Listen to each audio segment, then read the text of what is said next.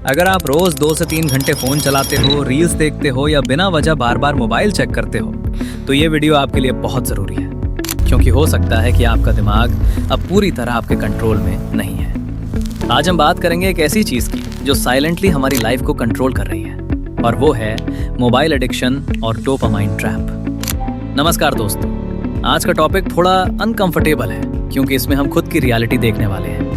आपने नोटिस किया होगा कि आप सिर्फ 5 मिनट के लिए फोन उठाते हो, लेकिन देखते देखते 1 घंटा निकल जाता है और आपको पता भी नहीं चलता। ये कोई कोइंसिडेंस नहीं है, ये डिजाइन है। सोशल मीडिया ऐप्स इस तरह से बनाई जाती हैं कि आप उनसे बाहर ही ना निकल पाओ। हर स्वाइप, हर स्क्रॉल, हर नोटिफिकेशन आपके दिमाग को एक छोटा सा रिवॉर्ड देता है, जिसे डोपामाइन कहते हैं। डोपामाइन एक केमिकल है जो आपको अच्छा फील कराता है, और आपका ब्रेन उसी फीलिंग को बार बार चाहता है।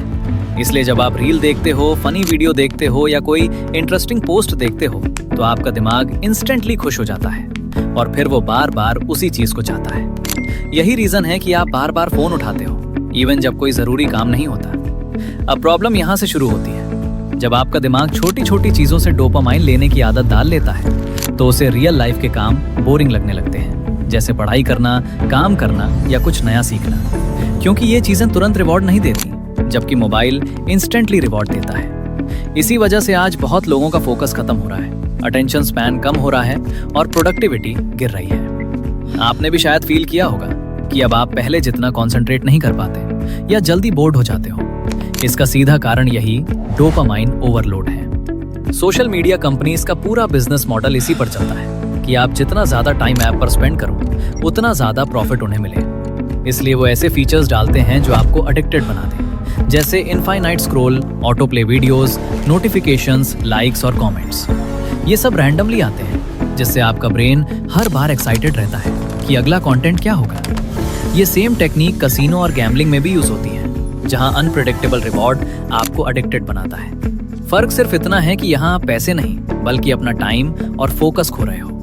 अब सोचिए, अगर आपका 2 से 3 घंटे रोज फोन पर जा रहा है, तो साल भर में ये कितना टाइम बनता है, और उस टाइम में आप क्या क्या सीख सकते थे, क्या अचीव कर सकते थे। लेकिन हम धीरे धीरे अपनी कंट्रोल खोते जा रहे हैं और हमें पता भी नहीं चल रहा। सबसे खतरनाक बात यह है कि ये एडिक्शन नॉर्मल बन चुका है, हर कोई कर रहा है, इसलिए हमें लगता है कि ये सही है। लेकिन रियलिटी ये है कि ये हमारे दिमाग को धीरे धीरे वीक बना रहा है। अब सवाल ये है कि इससे बाहर कैसे निकले। सबसे पहला स्टेप है अवेयरनेस। आपको ये समझना होगा कि प्रॉब्लम है।